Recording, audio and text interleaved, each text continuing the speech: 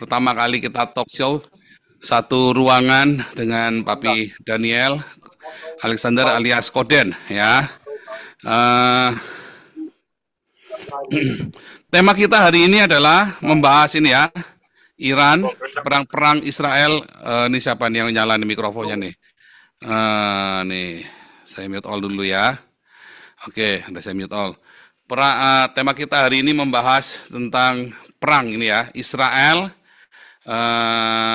Iran, dan Perang Dunia Ketiga, serta tema-tema akhir zaman, antikristus, rapture, dan sebagainya macam, tapi dari perspektifnya senior kita, hamba Tuhan senior kita yang sudah tidak asing lagi, ya, Pastor Daniel Alexander alias Koden.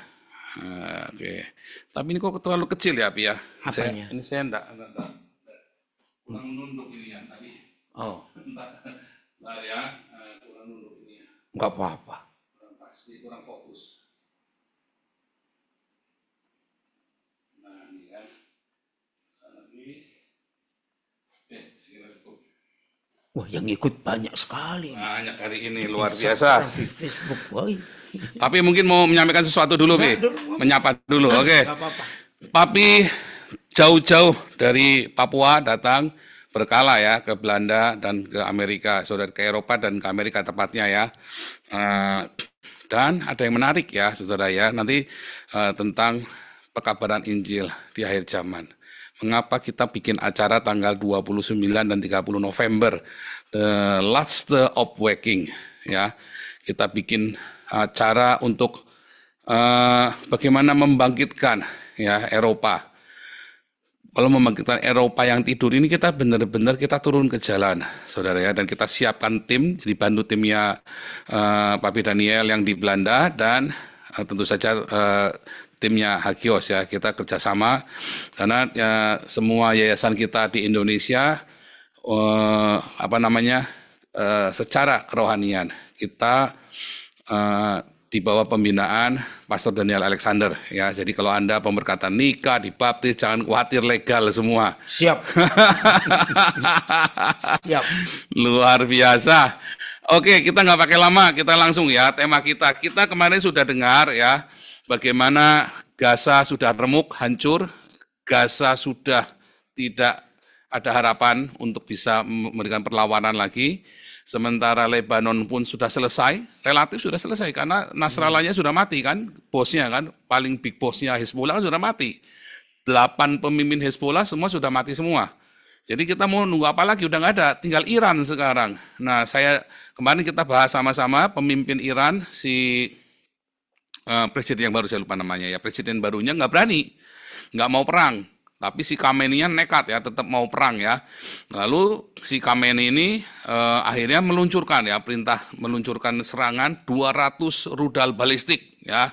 Tadi pagi diluncurkan semua 200 rudal balistik. Lalu Menteri Luar Negeri teriak-teriak, katanya Israelnya kelewatan. Nggak boleh balas katanya. Awas tuh kalau balas tuh. Aneh sekali ya saudara ya. Jadi kalau kamu dipukul tuh kamu nggak boleh. Ya, kamu nggak boleh. Kamu saya pukuli boleh, tapi kamu nggak boleh balas pokoknya. Mungkin jangan-jangan saudara ya, Menteri Luar Negeri kita Retno sudah menjadi pengikut Kristus saudara ya. Kamu tidak boleh membalas. Maunya begitu saudara. Aduh, biasalah ya, begitu, kita nggak usah heran. Tetapi Israel sudah ya udah vote ya, dia bilang kita pasti udah vote, dia pasti akan balas. Tidak ada satu tempat pun di Iran yang tidak bisa kami jangkau, katanya Netanyahu ya tadi malam ya, udah kita dengarkan juga.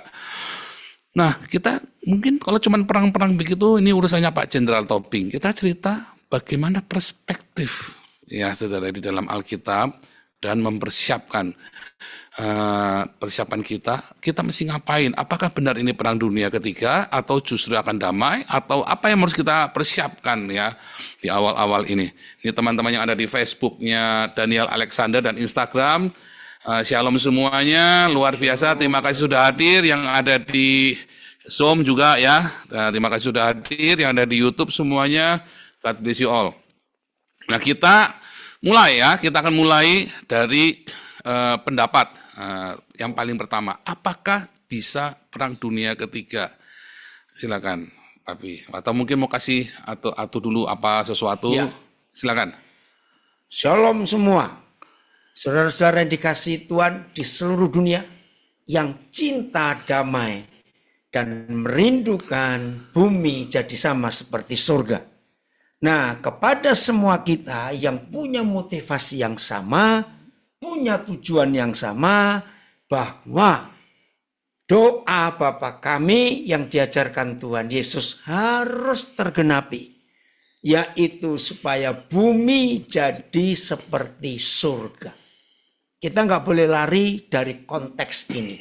Bumi harus jadi sama seperti surga, ya. Nah, kita semua yang cinta damai akan mudah untuk mengikuti semua konflik yang sedang terjadi ini. Saudara ingat berita Natal yang pertama disampaikan oleh penghulu malaikat, pemimpin malaikat seluruhnya. Ketika Yesus Raja segala raja lahir, kalimat itu damai di bumi bagi manusia yang diperkenan oleh Tuhan. Saudara ingat firman itu.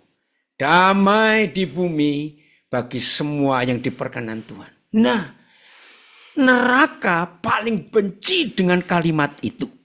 Ingat ya, setan paling benci dengan kalimat damai di bumi. Sebab mereka nggak ingin bumi ini damai. Jadi kalau saudara dan saya mengaku murid Tuhan Yesus dan anak-anak Bapa di surga, tapi kita masih bermusuhan karena doktrin yang berbeda, padahal sumber semua doktrin dogma gereja itu sumbernya sama, yaitu Alkitab. Ini aneh. Dari sumber yang sama yaitu Alkitab. Kenapa kita bisa perang sendiri?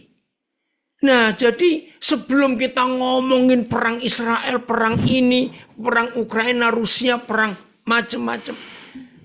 Ayo kita bereskan dulu gereja ini loh.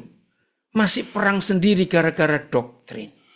Oke, kita nggak bahas masalah doktrin juga. Nah, yang cinta damai, yang sangat merindukan bumi jadi seperti surga, karena itu berita damai di bumi. Maka kalau kita belajar tentang tema yang menggelitik ini, saudara, ini buat saya kaget loh, surprise. Ya, Pak Paul Chang baru berapa jam yang lalu. Ayo kita kumpul, ayo saya memang lagi santai nanti. Ya, jam 19 waktu Belanda, jadi di Indonesia itu jam 24.00 WIB, saya baru ada pelayanan. Ya udah saya siap. Bayangkan baru ini kurang dari 2 jam persiapannya, yang ikut banyak sekali. Saya nggak tahu yang di berapa yang di YouTube saya, yang di Facebook saya, Instagram saya, banyak juga. Nah, yang cinta damai, ayo kita bicara. Oke, saya mulai dengan 2 hal. Tolong, 2 hal ini akan menjadi jalur supaya kita nggak keluar dari jalur ini. Jalur kiri dan jalur kanan, kita harus ada di dalam 2 jalur ini, maka pembicaraan kita akan ketemu titiknya di mana. Nomor 1, kita tidak bicara tentang Israel yang ada di negara Israel, Timur Tengah. Tidak. Itu urusan politik masing-masing negara, ya. Tapi kita akan bicara Israel yang sejati, yaitu saudara dan saya. Dalam kitab Galatia pasal 4 ayat 23, coba saya cek dulu mudah-mudahan betul. Galatia 4 ayat 23 dikatakan bahwa siapa yang milik Kristus, dia adalah keturunan Abraham. Nah, saya salah. Galatia 3 ayat 24. Sebentar, yang mana ini? Tunggu. 20. Galatia, ya, saya lupa ya, 4:23 sebentar. 4. Filipus tolong Papa lupa. Dalam Galatia itu ada firman berkata, semua kita yang milik Kristus itu adalah keturunan Abraham. Nah, menurut ayat itu, inilah Israel yang Tuhan bahas. Jadi bukan Israel yang ada di sana. Itu Galatia urusan 3 ayat politik. 29. Ya, kenapa? Galatia 3 Oh, ayat Galatia 29. 3:29. Maaf, terima kasih. Galatia 3:29. Ayo semuanya kita buka. Galatia 3:29. Ya. Kalau kita ini milik Kristus, berarti kita semua adalah keturunan Abraham. Nah, saudara, ini jalur yang kiri. Jadi kita nggak akan bahas Israel yang sekarang. Itu sudah tercampur aduk dan semuanya. Ya, nanti itu bagian Pak Paul Chang ngurusin itu. Bagian saya akan ngurusin Israel yang rohani, yaitu Galatia 3 ayat 29. Yang jalur kanan, garis kanan bukan jalur, supaya kita nggak keluar. Saudara, saya harus mulai ngomong dengan tegas sekali. Rancunya, kalau kita mendengar khotbah akhir zaman, rancunya, kaconya pikiran kita ini, maka yang muncul adalah antikris. Nah, ini penyesatan. Kalau kita bicara akhir zaman, maka harus membicarakan Yesus Kristus Tuhan, rajanya raja-raja, jauh lebih banyak daripada membahas antikris. Tolong perhatikan. Nah, di dalam benak kita ada dogma, ada doktrin. Kalau bicara akhir zaman, pasti antikris. Nah, karena banyak bicara tentang antikris, maka itu 99,99%. Kalau murid-murid Tuhan Yesus mau bahas akhir zaman, pasti ketakutan lebih dulu. Karena antikris. Terus kalau gitu nyambung ke pengangkatan, rapture. Nah, saya nggak bicara itu. Dengarkan baik-baik. Akhir zaman itu adalah berakhirnya zaman pemerintahan manusia dan dimulainya zaman pemerintahan kerajaan surga. Kembali doa Bapa kami. Nah, dalam bahasa Inggris izinkan saya mengatakan ini perbedaan. Ya, Alkitab dalam bahasa Inggris akhir zaman itu ditulis end time. End, akhir, time, waktu. Bukan the end of the world. Kalau the end of the world itu kiamat. Nah, kita nggak bahas kiamat. Karena di Alkitab nggak jelas tentang kiamat. Walaupun nanti ada, cuma kita nggak tahu itu kapan. Jadi lebih baik kita bahas tentang end time. Berakhirnya waktu manusia di bumi. Kalau end time artinya waktu manusia, jamnya manusia ini berakhir, berarti akan dimulai waktu yang baru. Nah, waktu yang baru itu adalah datanglah kerajaanmu, jadilah kehendakmu, supaya bumi jadi seperti surga. Nah, kita mau bahas ini. Jadi, bagi saudara-saudara nanti kalau penjelasan ini mengagetkan dan mengganggu cara berpikir saudara, tadi sebelum ini ada Zoom pendahuluan, Pak Paul berkata, kalau nggak cocok dengan pikiran saudara, jangan keluar dulu. Ikuti sampai selesai. Setuju ya? Jadi lagi sekali, alur pembicaraan kita ada di dalam dua garis. Garis yang sebelah kiri, kita tidak membahas Israel yang ada di Timur Tengah, tapi kita bahas Israel yang asli, sesuai Galatia 3 ayat 29. Yang kedua, jalur garis kanan, kita akan bicara tentang berakhirnya waktu manusia dan dimulainya waktu pemerintahan Tuhan. Nggak boleh keluar dari dua jalur ini. Jadi kalau ada di antara saudara sudah termasuk terasuki dogma-dogma doktrin akhir zaman yang menakutkan, lebih memuja dan memuliakan antikris, jangan kaget dulu. Kalau saya nggak akan banyak bahas tentang mereka, karena nggak penting. Jauh lebih penting membahas tentang Tuhan Yesus Kristus yang akan datang. Setuju ya? Nah, begini kesimpulannya jalur garis kanan ini. Berarti end time, berakhirnya waktu manusia ini, itu artinya seluruh dunia sedang mengadakan pemilu, pemilihan umum untuk memilih pemimpin. Dan kandidatnya cuma ada dua. Satu jelas Tuhan Yesus Kristus. Dua, ya si kunyuk itu, si setan itu. Nah, maka itu setan berhasil menipu gereja. Karena tiap kali gereja khotbah akhir zaman, maka yang dibahas adalah kandidat yang kedua. Si antikris itu kan nggak penting. Harusnya kita bahas kandidat yang kita percaya dong, yaitu Tuhan Yesus Kristus. Nah ini dia. Ya, saya bersyukur kami berdua, Pak Paul dengan saya, ternyata punya pemahaman yang sama, walaupun kami belum pernah diskusi masalah ini. Yaitu kita bicara akhir zaman, bukan tentang perang dunia ketiga, mau keempat, mau kelima, itu bukan urusan kita, itu politik. Yang jelas, peperangan yang terbesar antara Kristus Yesus Tuhan dengan sepemilik neraka. Itu jauh lebih penting kita bahas. Dan pemenangnya sudah kelihatan, yaitu Tuhan Yesus.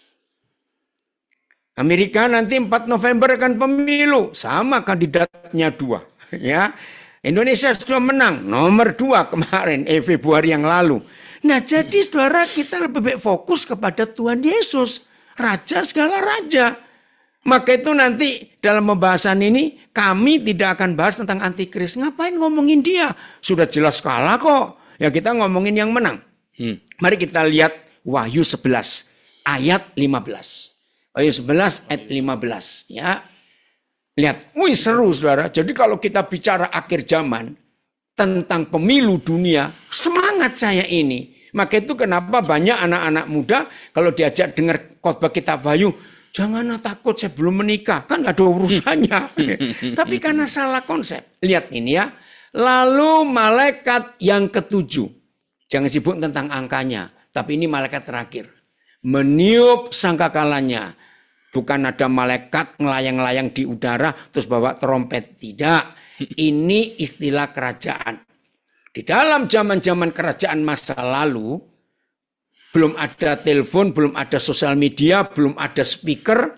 Maka kalau raja ingin memberi pengumuman kepada rakyatnya, maka akan dipilih orang-orang tertentu, pasukan tertentu dengan kuda ke wilayah-wilayah yang strategis, lalu bawa trompet. Nah trompet dibunyikan dengan nada khusus, maka rakyat harus kumpul di tempat pengawal raja itu niup trompetnya. Setelah rakyat kumpul dibacakan berita. Jadi ini arti malaikat yang ketujuh meniup sangkakalanya. Siapa malaikat ketujuh? Gereja. Yang harus menyuarakan tentang kedatangan raja segala raja itu. Dan terdengarlah suara-suara nyaring di dalam surga. Katanya, pemerintahan atas dunia. Wow, seru saudara. Pemerintahan atas dunia. Bukan atas kecamatan A, kelurahan B, negara C. Tidak, atas dunia. Terus, dipegang oleh Tuhan kita. Jelas Yesus Kristus. Dan dia yang diurapinya, ini bukan Yesus yang diurapinya, tapi ini Kristus. Nah ini gereja.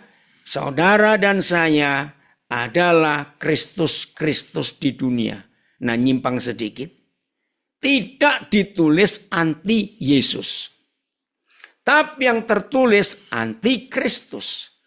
Nah kenapa setan anti kepada yang diurapi?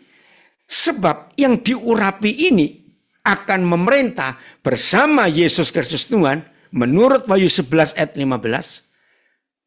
Dan pemerintahan atas dunia akan dipegang oleh Tuhan kita, Yesus Kristus, dan gereja yang diurapinya. Nah ini yang dibenci oleh si antikris. Dan iya, jadi begitu Tuhan Yesus bersatu dengan gerejanya, ini kan jamak. Perhatikan cara penulisan. Tuhan kita dan dia yang diurapinya. Jamak bukan? Begitu selesai kalimat malaikat ketujuh ini, koma, dan ia. Kenapa jadi tunggal? Siapa ia? Maaf karena waktu, nanti saudara boleh baca di Wahyu 19, mulai ayat 6 sampai ayat 15. Di Wahyu 19 ayat 5, ayat 6 sampai 15, itu pesta besar kerajaan surga. Yahweh Tuhan mantu. Begitu Tuhan Yesus sudah bisa meletakkan kepalanya di tubuhnya, maka Wahyu 19 ayat 15, dialah raja segala raja dan Tuhan segala Tuhan. Maka itu jadi tunggal. Ngapain yang tunggal ini antara Yesus dengan gereja mempelainya, dan ia akan memerintah sebagai raja sampai selama-lamanya di bumi. Nah, ini akhir zaman. Saya stop dulu, Pak Paul biar lanjutkan. Luar biasa. Ini dia. Luar biasa. Saya cukup kaget tadi Papi bilang Wahyu 19 ini menerangkan Wahyu 11 ya, Pi. Iya, betul. Ini baru ada hamba Tuhan yang saya dengar menerangkan Wahyu 19 adalah deskripsi dari Wahyu 11, saudara. Dan itu ternyata saya nggak janjian, saudara ya. Itu ternyata apa yang kita ajarkan di kelas apologetik tentang Wahyu, itu sama caranya membacanya seperti itu. Bahwa Wahyu 19 adalah sebuah deskripsi dari Wahyu 11. Ya. Kemarin yang koinonia juga kita udah bilang bolak-balik. Luar biasa. Jadi tadi ada 3 ya. Yang pertama tadi deskripsi Wahyu 11 ada di Wahyu 19. Kedua, sangkakala ke-7. Ya, sangkakala ke-7 atau terakhir. Nah, tadi saya deg-degan, saudara ya. Saya ngajak talkshow tapi saya deg-degan awalnya. Sebentar, Papi percaya rapture. Tiba-tiba ngomong, dada itu rapture. Loh, langsung tak peluk, saudara. Haleluya, dah aman kita sama. Saya nggak pernah janjian, saudara ya, bahwa tidak ada rapture. Banyak orang gereja-gereja mengajarkan tentang rapture atau pengangkatan. Tetapi ya selama ini kita diajarkan meninggalkan ayat ini loh. Sangkakala terakhir yang ada di 1 Korintus 15. Ya, saya buka ya, saudara ya. 1 Korintus 15 ayat yang ke-52. Ya, ini kata kuncinya ya, saudara ya, bolak-balik ya. 1 Korintus 15 ayat ke-52. Lihat ya. Dalam sekejap mata pada waktu bunyi nafiri yang terakhir. Tadi ya, sangkakala yang terakhir. Sebab nafiri akan berbunyi dan orang-orang mati akan dibangkitkan dalam keadaan yang tidak dapat binasa dan kita semua akan diubah. Ya, itu yang kedua ya, dan yang ketiga, saudara, yang penting itu bukan antikristusnya, tetapi yang penting itu Kristus yang datang sebagai Raja. Amin. 3 hal itu, saudara ya. Maka dari itu, waktu kita membahas, kenapa saya tiap hari membahas perang Iran ini, Israel ini, analisa Israel ya. Karena Anda harus amatin perang ini. Bukan siapa menangnya, udah pasti Israel pasti menang. Udah pasti, itu tuh nggak usah ditanya lagi. Sejak pohon ara bertunas dan pohon lain juga, tadi Lukas 21 ya, Pi ya, sama Matius 24. Israel tidak mungkin bisa dikalahkan lagi, saudara ya. Nah, Pi, sekarang pertanyaannya, kalau sekarang tidak ada pengangkatan, ya rapture itu sebenarnya artinya bukan pengangkatan, tapi sekejap mata, artinya sekejap. Langsung rubah gitu ya, artinya rapture itu. Nanti kita buka, saudara ya. Tapi tidak ada pengangkatan, tidak ada, artinya terus kita juga melihat bahwa kita mau membahas kedatangan Tuhannya. Lalu di masa-masa sekarang, sebelum antikris menyatakan dirinya dan sebelum Tuhan Yesus datang, kita kudu ngapain, Wi? Ya, hidup kita harus tetap kudus, mentaati firman Tuhan. Di Wahyu pasal 14, ayat berapa? 13 kalau nggak salah. 14 ayat 13. Dikatakan yang penting di sini. Ya, jadi kalau saudara membahas kitab Wahyu, jangan lupa ayat satu ayat ini. Yang penting di sini adalah iman orang-orang kudus kepada Yesus dan ketekunan.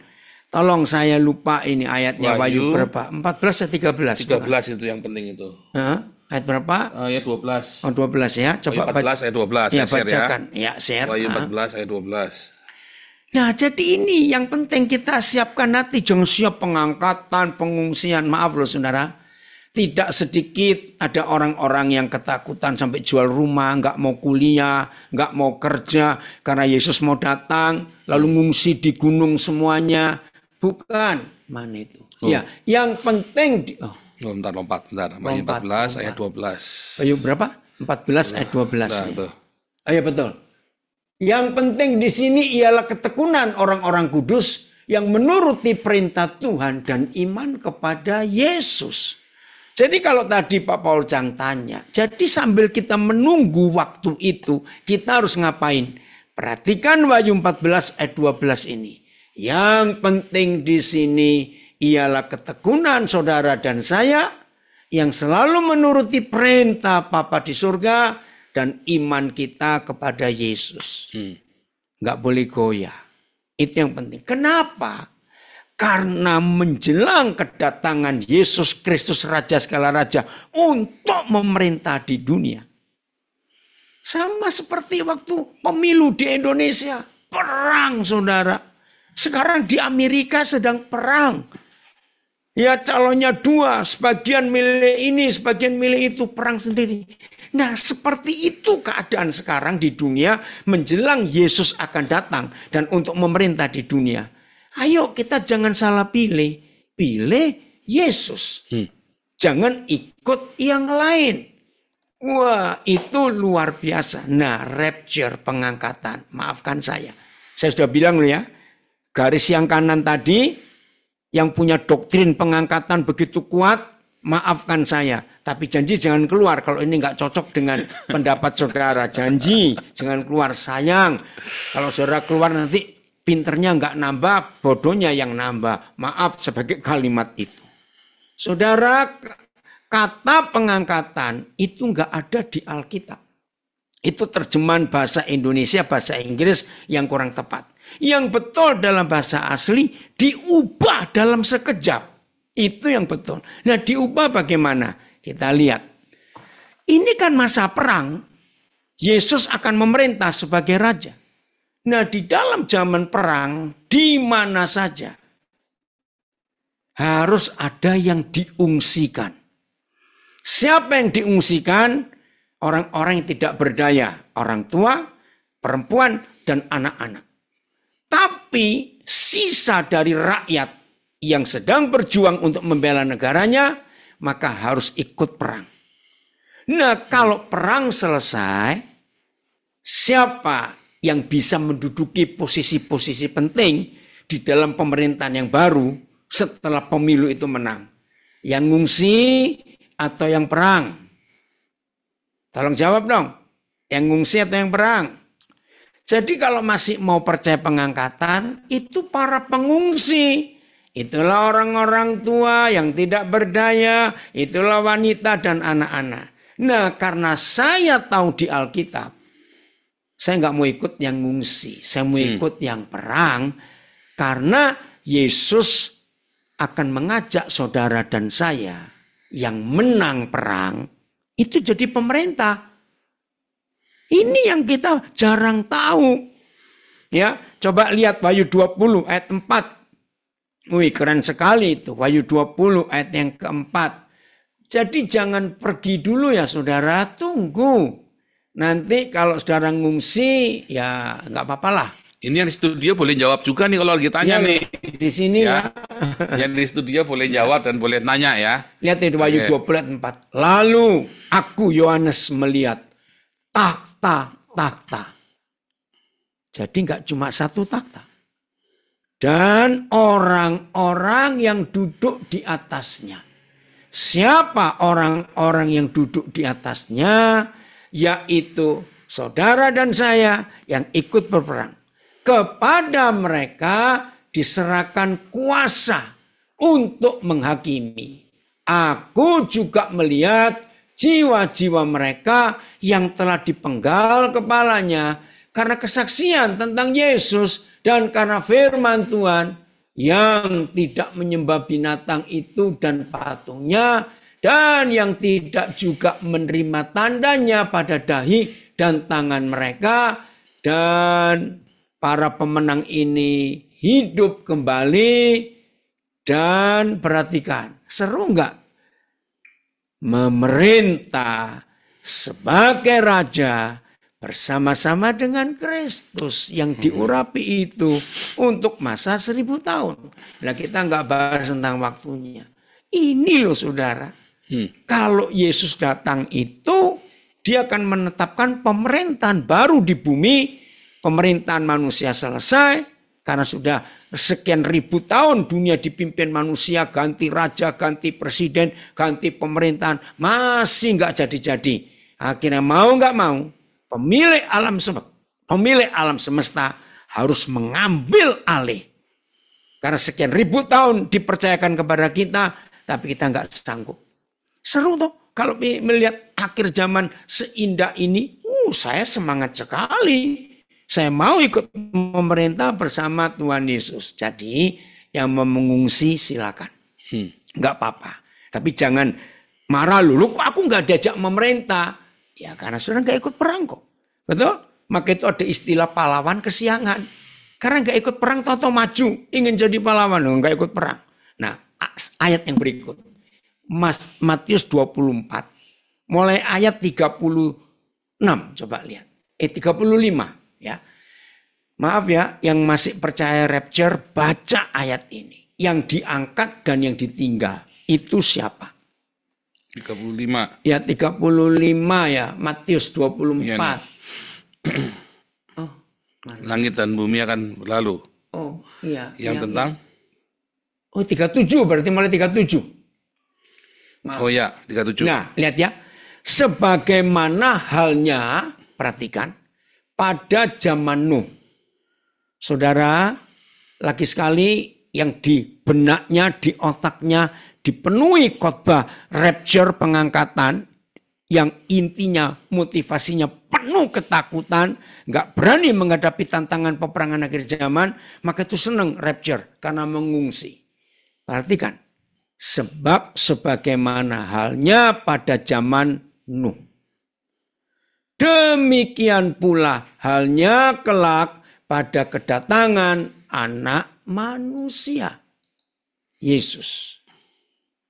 Sebab sebagaimana mereka pada zaman sebelum air bah itu makan dan minum, kawin dan mengawinkan, sampai kepada hari Nuh masuk ke dalam bahtera. Dan mereka tidak tahu akan sesuatu sebelum air bah, sebelum air bah itu datang dan melenyapkan mereka semua. Diulangi lagi kalimat ini ketiga kali. Demikian pula lah halnya kelak pada kedatangan Anak Manusia. Pada waktu itu kalau ada 2 orang di ladang, yang seorang akan diangkat dan yang lain akan ditinggalkan. Kalau ada 2 orang perempuan sedang memutar batu kilangan, yang seorang akan dibawa, yang lain akan ditinggalkan. Saya stop dulu. Kenapa perempuan? Yang laki kemana? Karena kata perempuan ini melambangkan gereja. Jadi gereja ada yang ditinggal, ada yang diangkat. Ya. Terus. Kalau ada 2 orang, oh sudah ya. Karena itu berjaga-jagalah. Sebab kita semua tidak tahu pada hari mana Tuhanmu datang. Itu tadi jawabannya. Terus jaga-jaga ngapain? Wahyu 14 ayat 12. Saudara, tolong ya, tolong. Aduh, saya ini kalau ngomong ini takut loh. Karena saya pernah dibentak. Dia dimaki-maki. Bilang saya penyesat. Padahal saya sudah bilang pelan-pelan. Saudara, mari kita jangan lari ke kiri, ke kanan, doktrin ini, doktrin itu. Tapi kita fokus. Seperti halnya pada zaman Nuh. Jangan kemana-mana ya. Seperti halnya pada zaman Nuh. Oke? Ada yang ditinggal. Siapa yang ditinggal? Nuh dan keluarganya. Ada yang diangkat. Pelan-pelan. Jadi kalau seperti halnya pada zaman Nuh, yang untung yang ditinggal atau yang diangkat? Jawab. Ya yang untung yang ditinggal dong. Nuh bersama keluarganya nggak ikut diangkat. Justru menurut firman Tuhan Yesus Haleluya. ini, yang diangkat itu yang hilang. Yes. Yang kena air bah itu habis semua. Pasti kaget. Saudara yang masih syok dan nggak percaya, nggak apa-apa. Nggak apa-apa. Ya, yang percaya pengangkatan, silakan. Kita saudara loh, jangan jadi musuhan. Enggak. Ya, seperti kasus Indonesia ini loh, saudara. Ini sudah mau pelantikan presiden baru. Loh, masih ada loh yang kelompok percaya nomor 1 dan nomor 3. Masih ada yang marah kepada yang percaya nomor 2. Saya sampai sedih melihat, kenapa sih? Sudah selesai toh.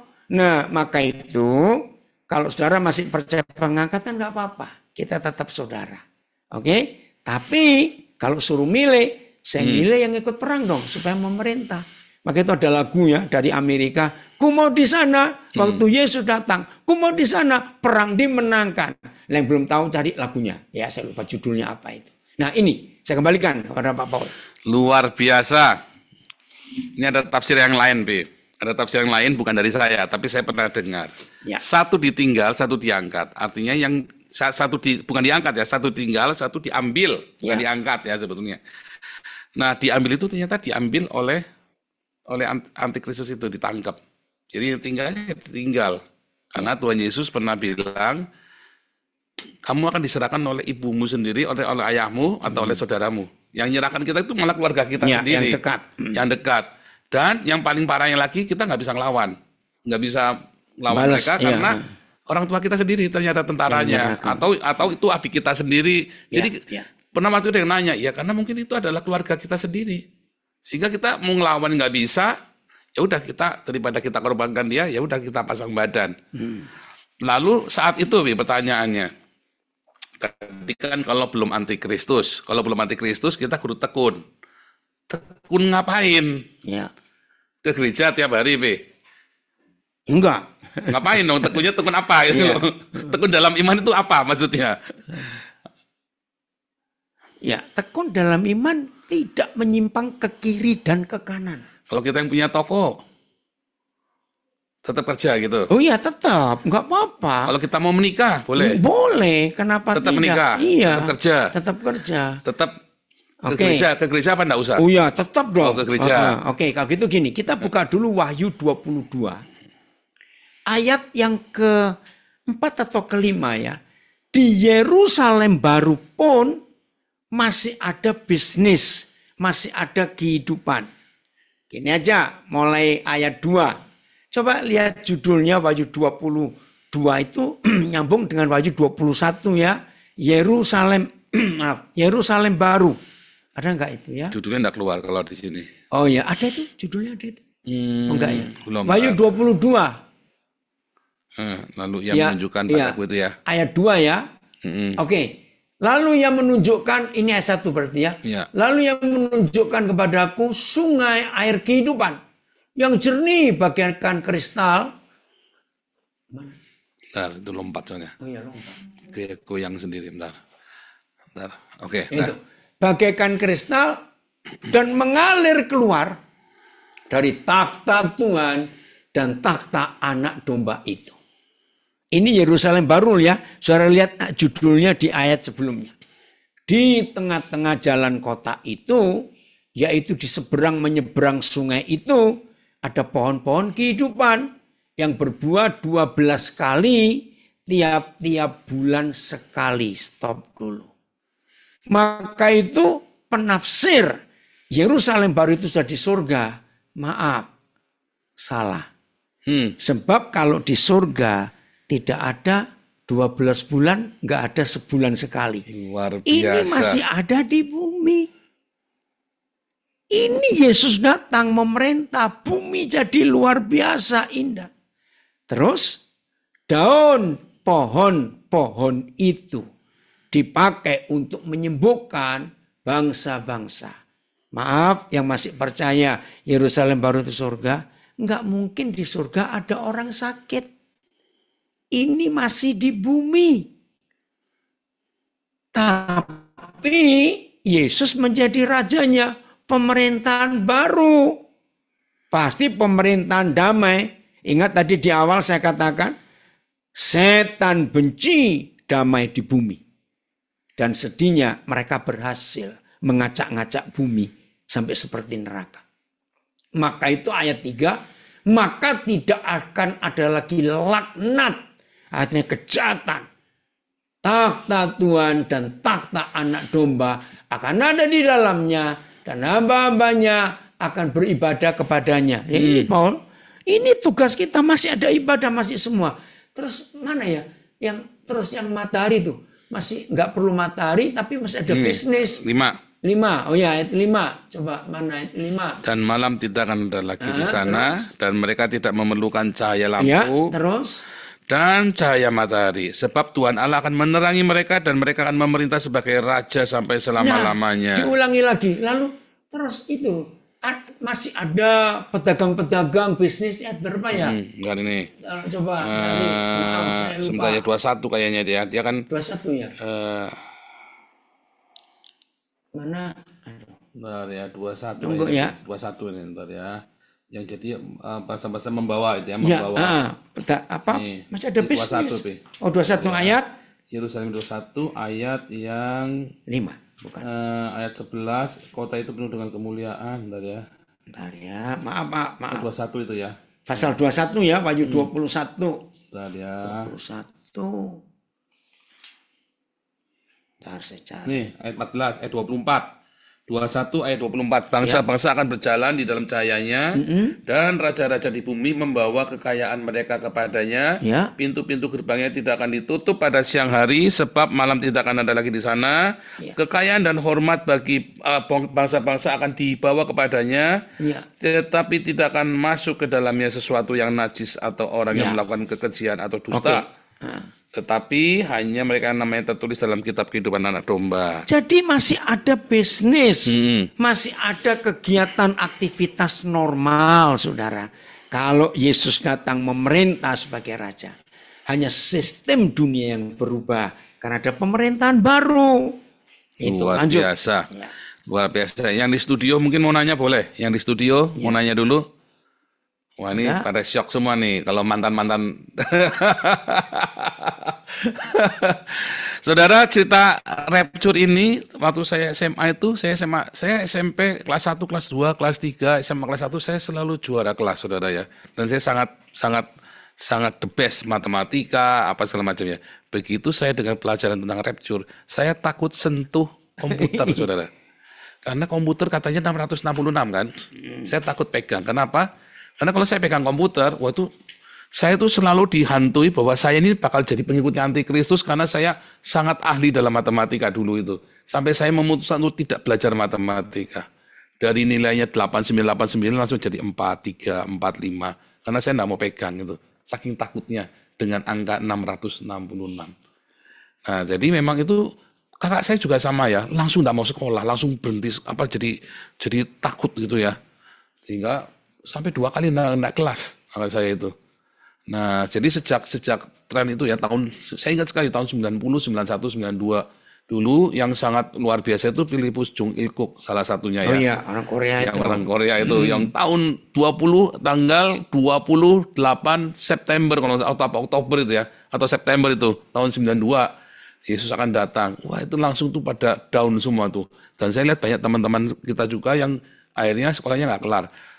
Mami saya sama kakak saya setelah itu 5 tahun kemudian mereka berangkat ke Modo Inding ikut satu pendeta yang namanya saya lupa namanya, pokoknya belakangnya si Tompul. Dokter gigi itu. Ya pokoknya itu tentara ya. Pokoknya dia pindah ke sana, terus akhirnya kacau balau di sana, akhirnya pulang dalam kondisi tidak punya apa-apa. Padahal semua barang-barang dijualin semua pengikutnya itu ya, terus berangkat ke Modo Inding, pulang. Itu akibatnya saudara ya. Dan beberapa orang ada yang sampai bunuh diri ya. Ada yang bunuh diri massal itu loh, gara-gara masalah rapture sebetulnya Yesus datang.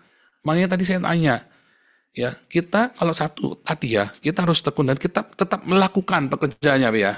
Tetap bisnis, tetap dagang, sekolah. Ada yang menikah juga. Menikah, kan, tetap menikah, tetap melakukan kegiatan kita sehari-hari. Kedua, masalahnya. Kalau di zaman antikristus itu menyatakan diri kita ngapain, Be? Ya. Masa kita mau perang bunuh-bunuhan sama mereka angkat senjata begitu Enggak. jujur gitu? Saudara, antikristus itu enggak jahat.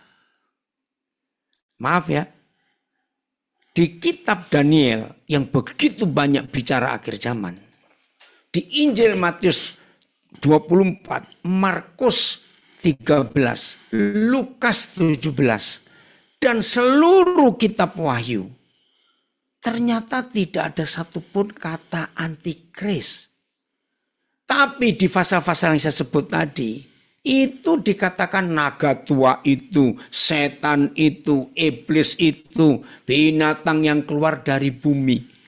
Jadi kita harus membedakan antara antikris dengan orang itu yang akan muncul di akhir zaman.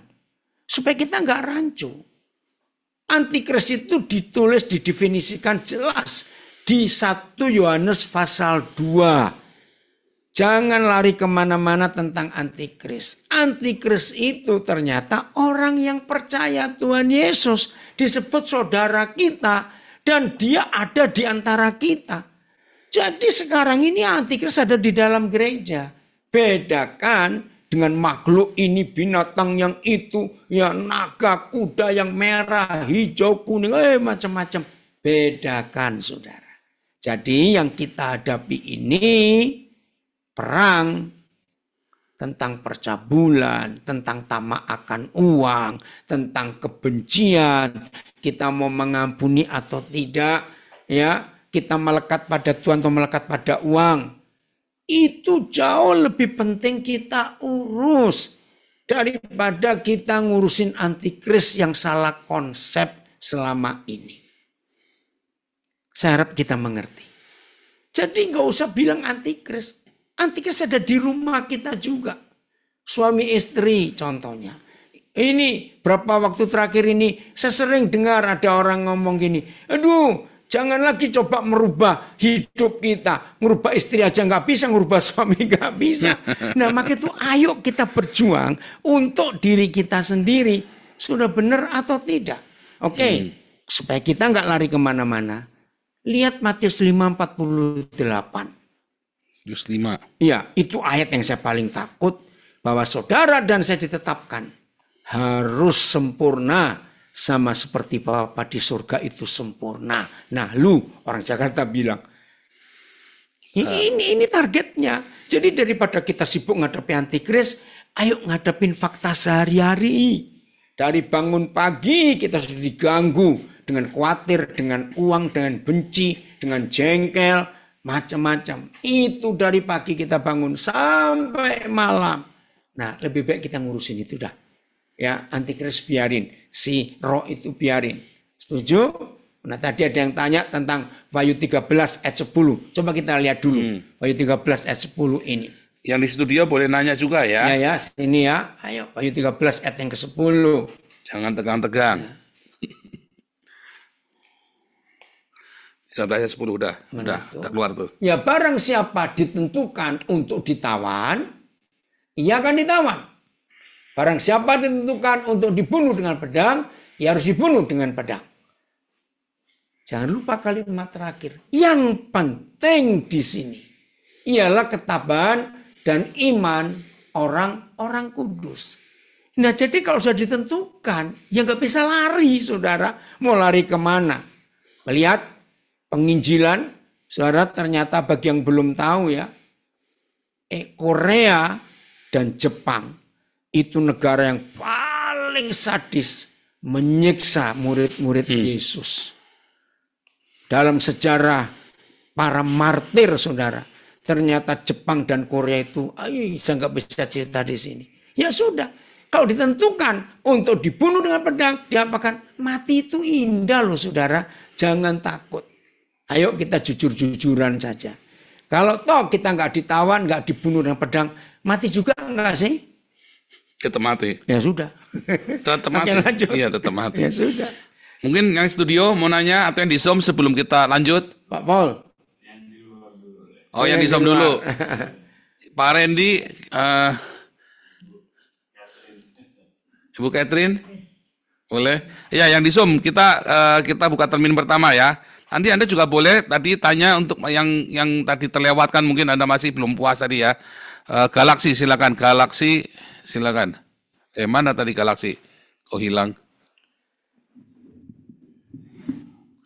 Galaksi oh kok malah malah oh dia mau masuk mau nanya tapi malah Galaxy Flips. Mau nanya Galaxy Z ini? Yang ada Siapa aja nih? yuk, sama Yo, mau. yang lain. Kalau nggak ada kita teruskan. Ya. Ada yang mau nanya lagi? Yang mau nanya bisa resen nanti dibantu nyalain ininya. Ya, jadi pokoknya mulai hari ini bedakan antara antikris dengan si jahat yang ada di kitab Daniel, kitab 1 Tesalonika 3, ada di Matius 24, Markus 13, Lukas 17, itu semua tentang akhir zaman. Oke. Dan di situ nggak ada kata antikris. Wahyu juga 22 pasal kitab Wahyu nggak ada satupun kata antikris. Daumara silakan.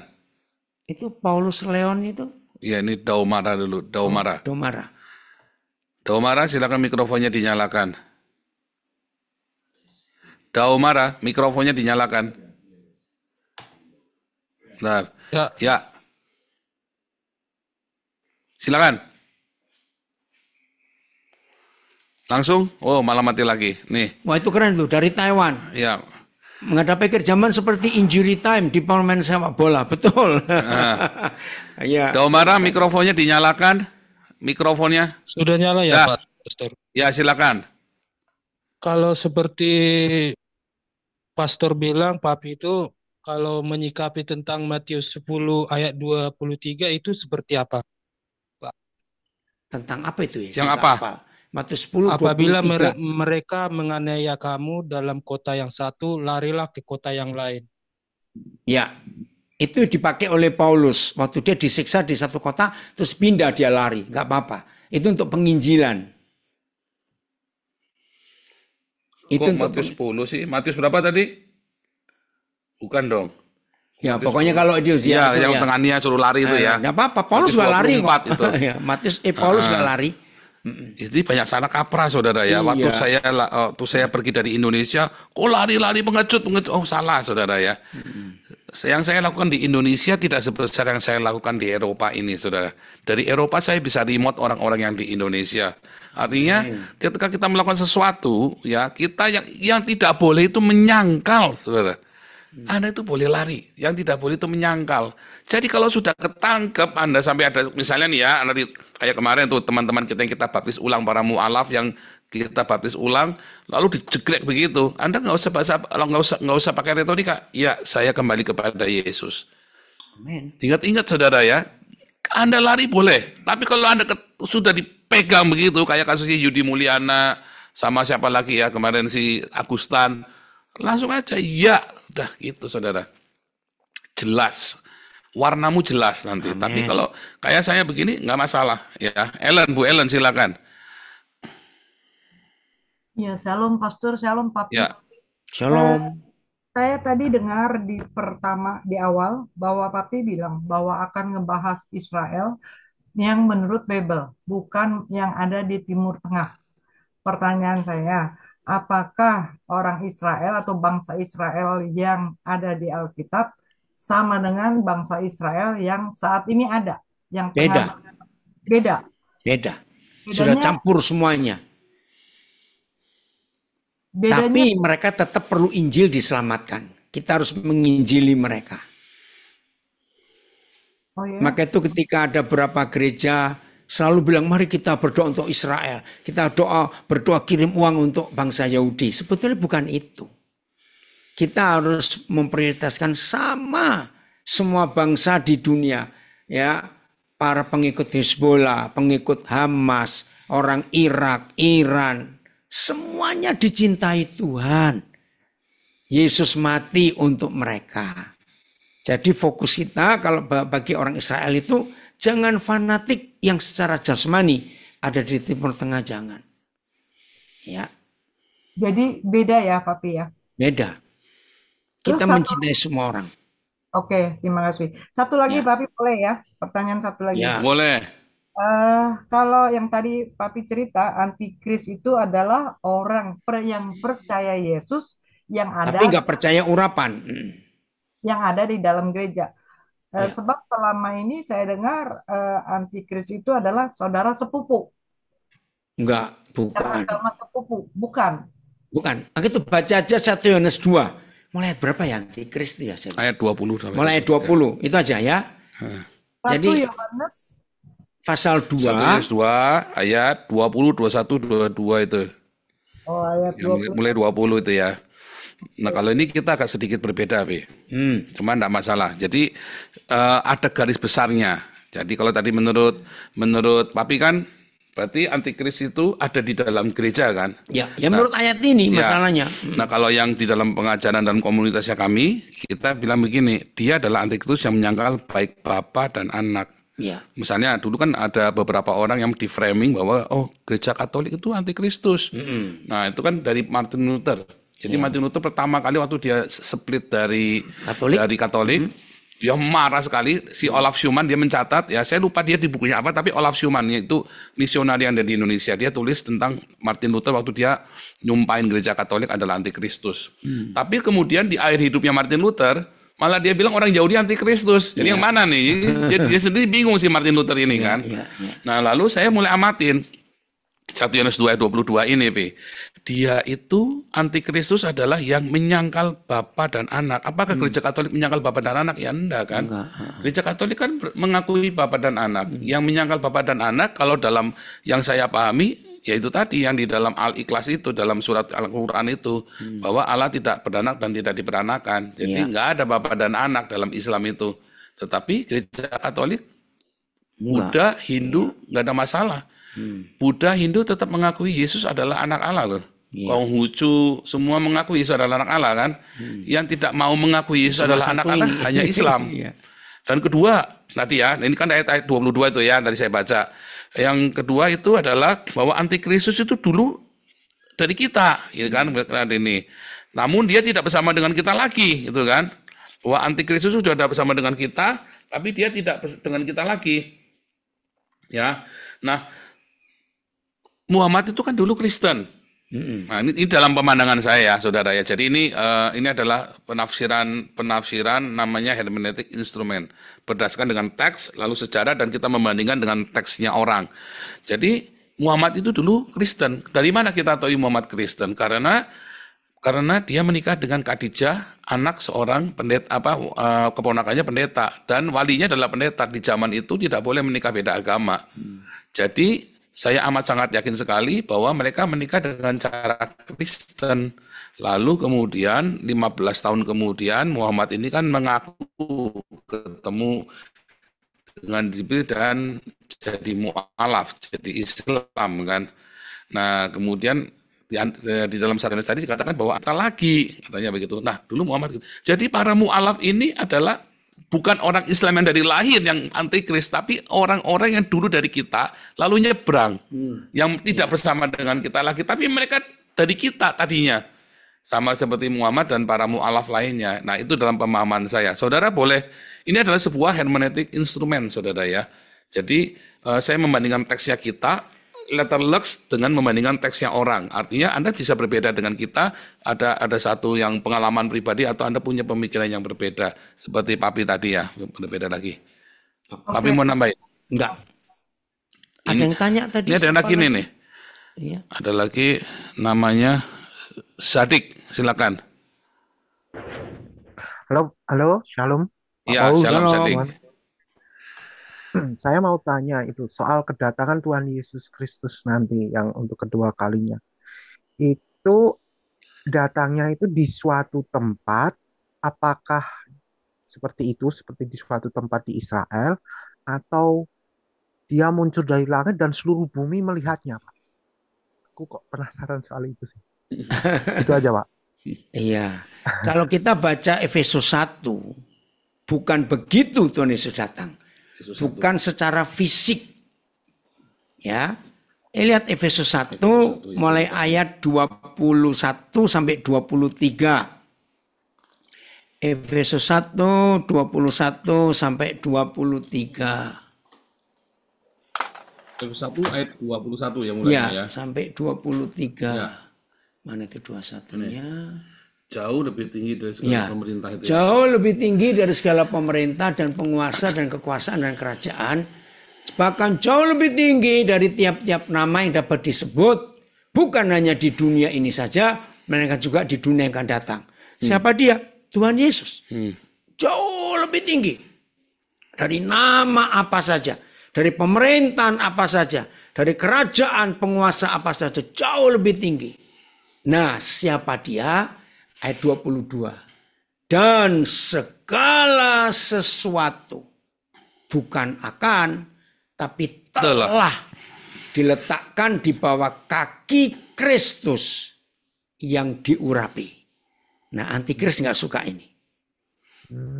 Dan dia, Yesus Kristus Tuhan, yang posisinya jauh lebih tinggi daripada apapun juga, pelan-pelan telah diberikan oleh Yahweh Tuhan Bapa di surga kepada gereja sebagai kepala dari segala yang ada. Nah, sebelum saya sampai ayat 23, saya ingin stop ayat 22. Jadi begini. Setelah Tuhan Yesus naik ke surga, saudara, Papa itu memberikan job description, ya, job dis, ya, pendelegasian tugas, ya, apa saja istilahnya. Antara Tuhan Yesus dengan kita gerejanya, di Efesus 1:22 ini ada garis tegas siapa Yesus dan siapa gereja. Ternyata begitu Tuhan kita naik ke surga yang kita peringati setiap tahun, maka Tuhan Yesus punya posisi yang paling tinggi, yaitu kepala dari segala sesuatu. Nah, job desk-nya ini jelas. Saudara dan saya adalah tubuhnya. Nah, ayat 23 terjemahnya sangat membingungkan dalam bahasa Indonesia ini. Saya baca begini. Walaupun Yesus itu hebat, tapi kalau hanya kepala saja, tidak punya tubuh, maka dia jadi menakutkan banyak orang. Masa kepalanya jalan-jalan kemana-mana, nggak ada tubuhnya? Nah, jadi ayat 23 Efesus 1 berkata gini. Sehebat-hebatnya Yesus, tanpa tubuhnya dia tidak bisa apa-apa. Masih ingat di Injil Yesus berkata, burung punya sarang, serigala punya rumah, anak manusia tidak punya tempat untuk meletakkan kepalanya. Ada gereja yang doktrinnya berkata, ingat loh, menjadi hamba Tuhan itu miskin, bantal aja nggak punya. Salah tafsirannya. Tuhan Yesus nggak bilang nggak punya bantal, tapi nggak ada tempat untuk meletakkan kepalanya. Nah, ayat itu dijelaskan oleh Efesus 1 ayat 22 ini. Jadi Yesus itu nggak akan datang sebelum tubuhnya utuh, lengkap. Begitu tubuhnya utuh, lengkap, kepala itu baru turun. Jadi bukan Yesus muncul di Bukit Zaitun di Israel. Nah, kalau Yesus muncul di sana, yang orang Australia, orang Indonesia, orang Amerika nggak kebagian dong. Ya. Jadi bukan secara fisik, tapi ini loh. Maka itu kembalikan tadi Wahyu 19. Pernikahan anak domba membuat Yesus lengkap jadi raja segala raja. Bukan 3D jadinya itu ya. Bukan 3D. Tapi adalah sebuah kondisi ya. Amin. Tapi itu Mesiasnya orang Yahudi juga begitu, Be. Iya. Bukan satu sosok orang, tapi sebuah kondisi. Oh, jadi orang mereka menantikan itu, jadi kayak Papi yang jelasin tadi. Ya. Jadi kalau buat mereka, kami inilah Mesias. Kondisi sekarang inilah kondisi mesianik sekarang ini Israel itu. Itu antikris yang gak suka Mesias ini. Nah itu, makanya nanti akan perang. Nanti di zaman itu mereka akan diperangi seluruh dunia itu. Nah itu tadi. Hebat, terima kasih. Jadi hampir sama tadi persis. Penjelasannya begitu sama, luar biasa. Ini banyak banget. Bentar yang di studio dia mau nanya boleh? Saya mau nyusup dikit. Pak Paul Dere mau nanya dulu? Silakan, itu ambil mikrofonnya Pak Paul Dere. Mikrofonnya ada di meja. Iya. Shalom Pastor. Shalom. Hanya singkat nih, kan ada tertulis saya lupa ayatnya, tapi dikatakan banyak yang terpanggil, sedikit tapi yang dipilih. sedikit yang terpilih. Ya. Itu aja Pastor. Oke. Terima kasih. Yaitu pilihan kita. Kalau kita sudah dipanggil, harus sampai jadi pilihan. Jangan cuma mau dipanggil. Karena dipanggil aja bisa melenceng kita. Oke, itu Pak Paul. Ya. Pak Paul, saya nyusup dikit Pak Paul. Boleh Pak Andi. Nah gini, suami istri tidur, satu diangkat, satu ditinggalkan. Ini ada lagi yang di chat katanya. Bekerja di ladang, satu diangkat, satu ditinggalkan. Itu pengertian saya, itu waktu kita meninggal. Ya kan? Kita meninggal ya itu kiamat kita, itu kedatangan Yesus kedua, itu pengertian saya sih. Apa benar tuh? Ya boleh saja nggak apa-apa. Bisa. Nah, Yang penting bisa. nggak sama-sama tanggung jawab sendiri. Iya. Maksudnya begitu Pak Andi. Nggak bisa bonceng. Nggak bisa bonceng. Nggak bisa bonceng, makanya. Nggak bisa bonceng. Kalau Jadi makna metaforanya majasnya begitu. enggak kan banyak orang Pak Paul bilang, oh istri saya udah ke gereja, saya nitip doa. Mana bisa? Nggak Nitip bisa. Masa mau nitip-nitip. Iya. Jadi menurut Emang saya mau nitip cukyok bisa. rapture atau kiamat Iya. atau Tuhan Yesus datang ya waktu kita meninggal udah Oke. tesis.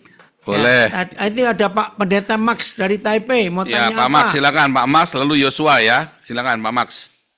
Halo, shalom, selamat Ya, halo Pak malam. Max. Malam. Iya, saya masih mau terus belajar. Selamat malam Papa, selamat malam Ko Paul ya. Ya, malam. Itu saya cuma mau nanya tuh, Papa pernah jelasin kita di Taipei soal enggak jauh-jauh sih dari pengangkatan rapture. Coba mohon dijelasin lagi Pak.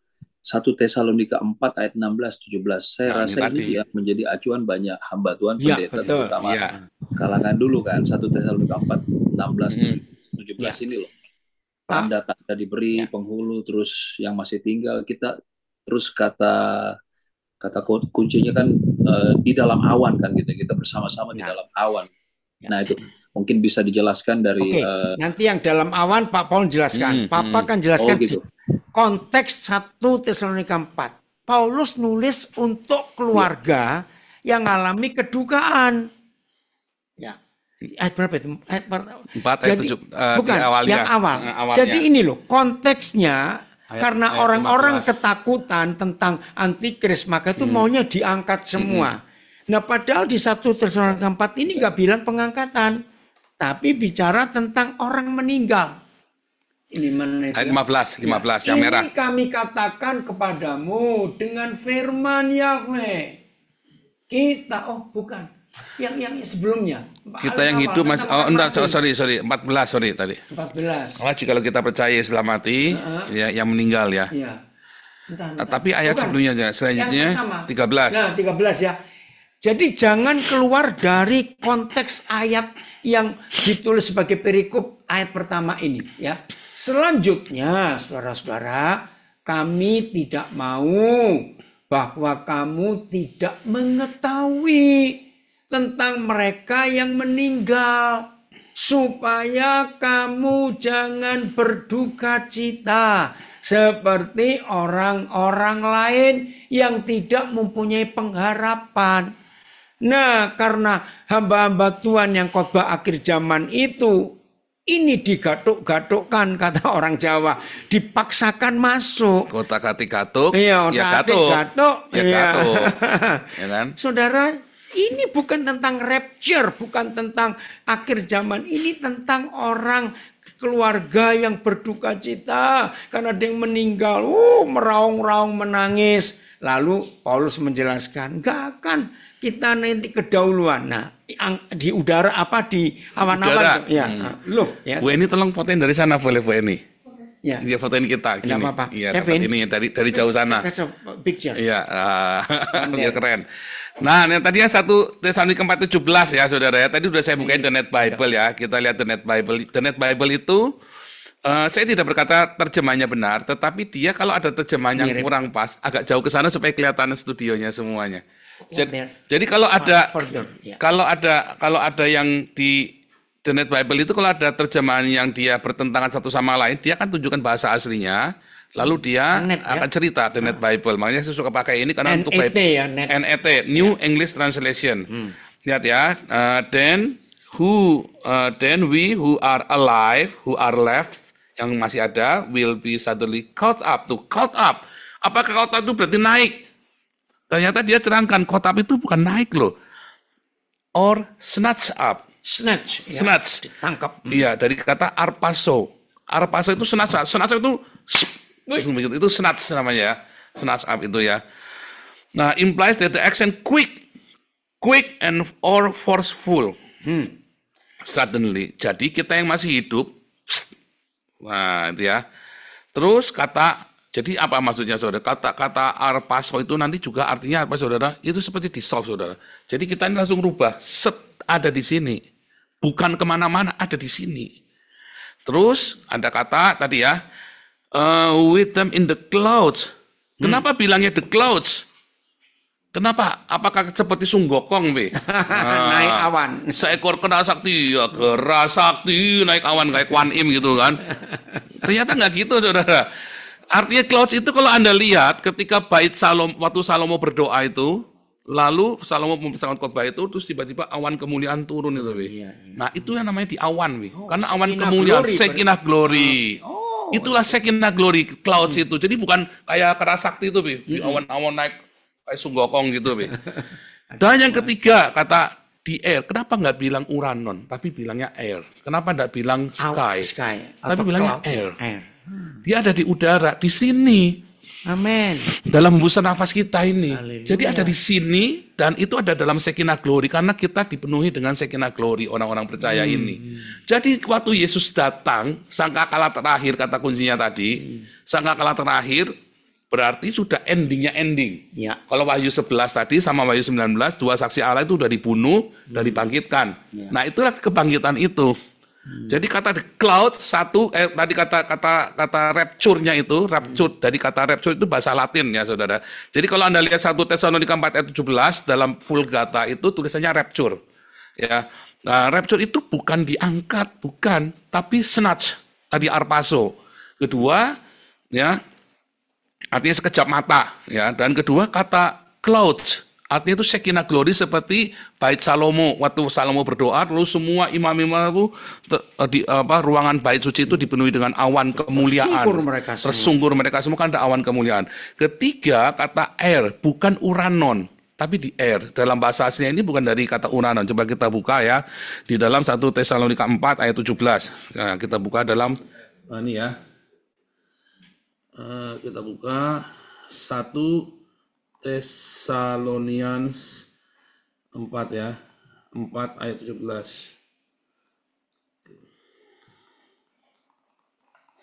Kita lihat ya, sama-sama ya.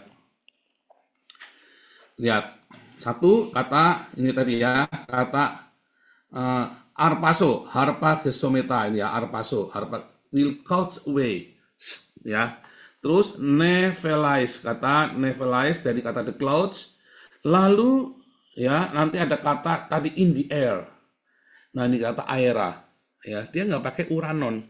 Seperti Elia uranon ya kan. Elia naik ke uranon, Yesus naik ke uranon ya kan. Tapi dia bilang in the air. Ini bahasa Yunania udara ya air. Kenapa nggak bilang ya breath? Nafas kita. Jadi ada di sini. Nggak 3 dimensi pergi kemana, tapi ada di sini. Langsung rubah, saat itu langsung masuk kerajaan 1000 tahun itu tadi, Bi. Pemerintahan raja segala raja, kita jadi raja-raja kecil itu tadi, manusia setengah dewa itu. Itulah penjelasan kata rapture, saudara ya. Jadi ada 3 hal tadi ya. Satu, itu dari kata arpaso, rapture-nya itu ada kata arpaso, snatch, sekejap mata.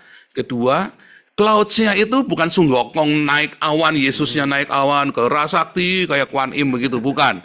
Tapi clouds Shekinah glory.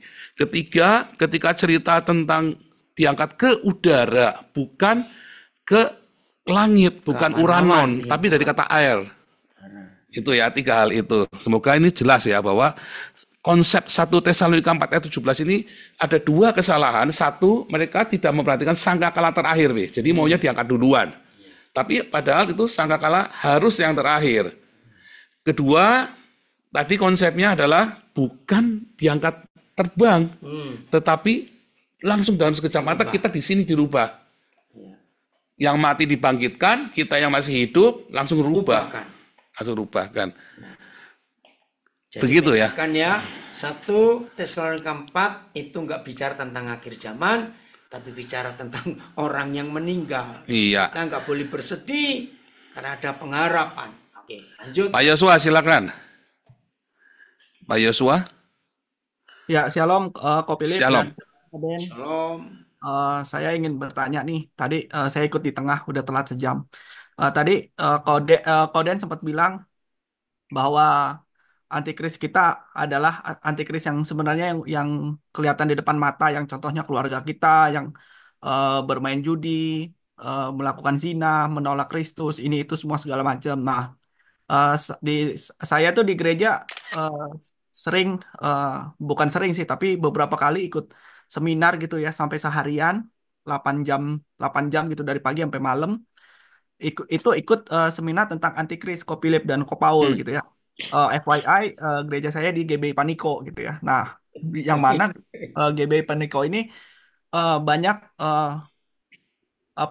mengatakan bahwa antikrisnya itu adalah eh, contohnya ya beras dimasukin ke dalam tangan terus diarahin ke pintu terus kemudian pintu bisa dibuka gitu ya. Kemudian sekarang kan di Indonesia ini Harry Potter. Serem. ya, ya zaman zaman sekarang kan zamannya kalau di Indonesia itu ya cashless ya. Jadi kalau bayar makanan di Indonesia nggak mau lagi pakai duit cash gitu, duit lembaran. Nah, jadi kita udah diarahkan untuk cashless gitu loh, bayar pakai QR dan lain-lain gitu loh. Apakah dengan cara pembayaran seperti itu kita sudah digiring ke sana? Karena ada info memang katanya seperti itu dari seminar yang saya ikuti nih, Koden dan Ko Paul gitu. Dan kemudian dikasih lihat bahwa Illuminati dan kemudian contohnya adalah Panglima Illuminati itu adalah Obama yang menunggang. Illuminati ini kan aliraya Daniel Supangat ya. Tahu? Nggak tahu ya. Daniel Nah, Supangat. ini maaf sebentar kok Paul. Nah, kemudian adalah Obama yang menunggang kuda putih. Pokoknya macam-macam deh. Kemudian di kantornya di Eropa, kantor apa Google atau apa gitu saya lupa. Itu tuh ada lambang-lambang Illuminati mata satu dan lain-lain. Nah, itu di mana tuh Koden dan Ya, Ko nggak Paul? apa-apa. Apakah Ya, terima kasih. fokus kita ke Alkitab, bukan ke yang lain-lain. Ya, fokus kita ke Alkitab. Jadi jangan takut pakai QRIS yang ada di Eropa. Wow. Nggak usah takut. Semua Wah. akan berubah nanti. Yes. Itu dia. Wah, ini nggak pernah janjian, saudara ya. Ini nggak pernah janjian. Jadi, Ya. saudara jangan takut. Iya, Kevin. Nah, nanti biar Kevin dulu nanti saya jelaskan. Silakan, Kevin. Oh ya. Use the microphone. Ya, mikrofon. Where do you think the Antichrist is gonna be located? In like which category or which kind of population of people or which environment? No. Antichrist is not a person, not a one person, but the spirit. The ambience, the kondisi. Ya, ada kondisi orang Yahudi dia bilang kondisi kok ya, bukan satu orang. But still, in which kind of environment? Because it's not openly gonna be like satanic people or like Ya. it's gonna be in secret, right? So No, which no secret. They're real. yeah, but Ya. I mean like Konspirasi they're not teori, what do gonna you be mean? open about like I'm the Antichrist and No. things like that. Yeah. So my question is, in which kind of environment or which is it gonna be rich people? Is it gonna be like some random people or group? Is it? The situation, not a person. Yeah. Both of the Christ and the Antichrist is not a person, but it's something like the kondisi, the ambience, the atmosphere, the messianic era, the Antichrist era. It's not like it's not Something- referred to some Something person. like the Illuminati or No, that's what I want to explain in Bahasa Indonesia. Don't worry about that. The last question asked about the Illuminati, the symbols, the one eye, something like that, and about the microchip, the Freemason, and many charismatic church afraid of the Illuminati, the Freemason, and some conspiracy theory. But I do not believe in the conspiracy theory, etc.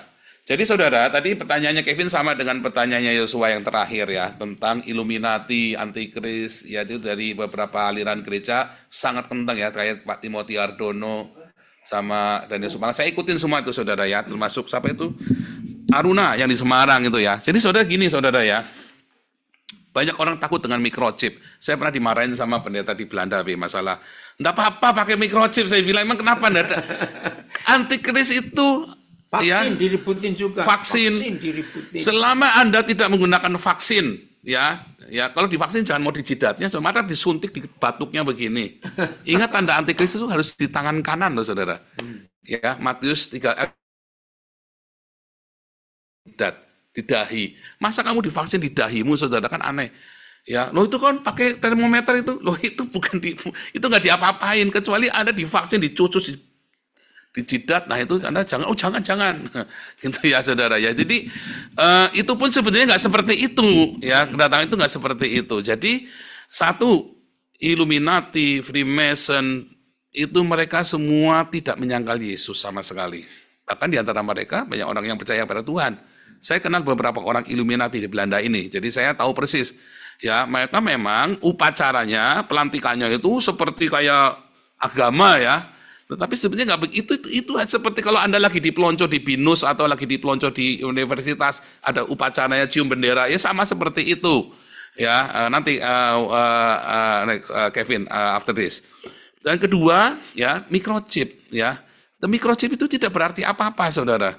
Karena nanti justru ya kalau di dalam teologi yang saya pelajari, dalam wahyu yang saya pelajari, justru nanti ya kalau Islam itu bukan Islam yang dari lahir ya, tapi orang-orang yang convert ke Islam karena menyangkal Bapa dan Anak dan mereka berasal dari kita. Nah, Islam ini menyiapkan satu perdagangan syariah, namanya ekonomi syariah. Di dalam ekonomi syariah Anda boleh pakai bank, justru tidak boleh pakai bank, itu kan dihancurkan ya. Nggak boleh pakai perbankan, itu haram.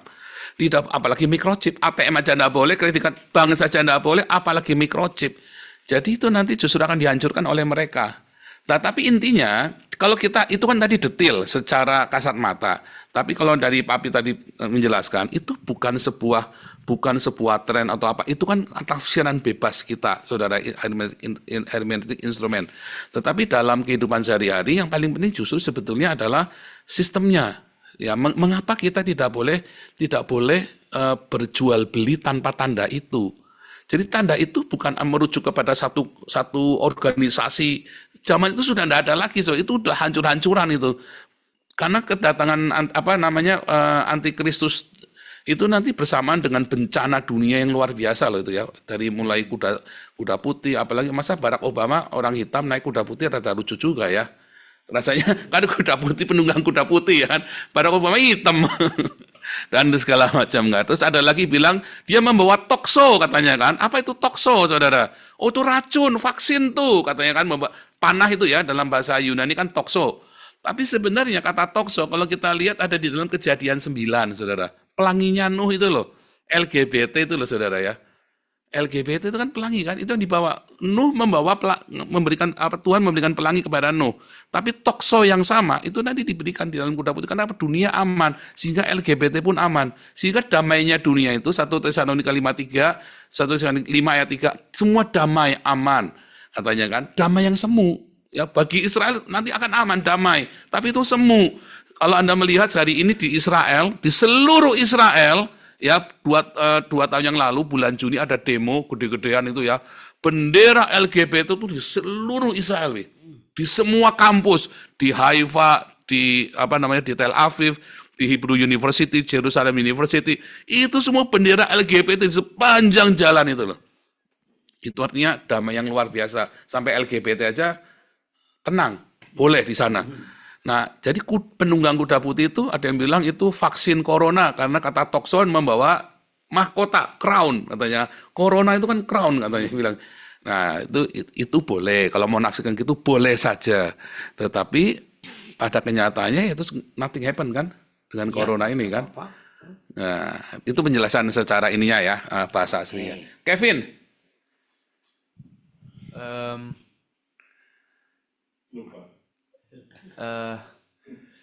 It was a question about also the end times. I don't know if people are familiar with Project Bluebeam. It's also actually a classified CIA document, if I'm right. I think it's classified, but people have leaked it. I don't think it's openly for everybody to like search up.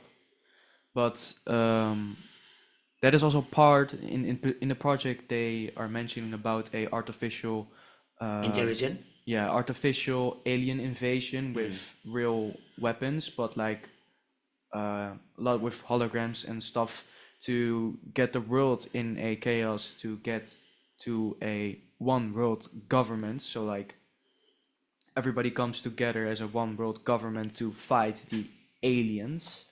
And